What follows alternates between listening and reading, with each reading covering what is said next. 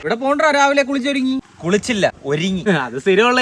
ഇപ്പൊ നീ എവിടെ പോകുന്നു? നിങ്ങൾ ഇതുവരെ കാണാത്ത മാറ്റം എന്നിൽ കാണുന്നില്ല. പിന്നെ ഒരു ഫുള്ള് സ്റ്റേഷനറി കട പോകണമെങ്കിൽ ഇരിപ്പോ. ഇതെല്ലാം കൂടെ ഇട്ട് എവിടെ പോകും?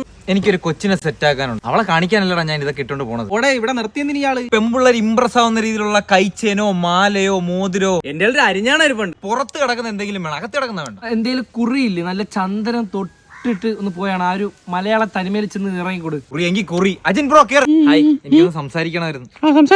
അതല്ല, എനിക്ക് കുട്ടിയെടുത്ത് സംസാരിക്കണമായിരുന്നു. ഞാൻ കൊറേ നാളായിട്ട് പുറകെ നടക്കുകയാണ്. എനിക്ക് പിന്നെ ഇഷ്ടമാണ്.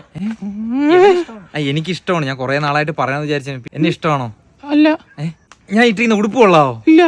ഇല്ലേ, ഒരു മിനിറ്റ് ഒന്ന് സംസാരിച്ചോ. ഈ ബ്ലാക്ക് ഷർട്ട് ഇട്ട പയ്യന്മാരെ ഇഷ്ടമാണോ? അല്ല.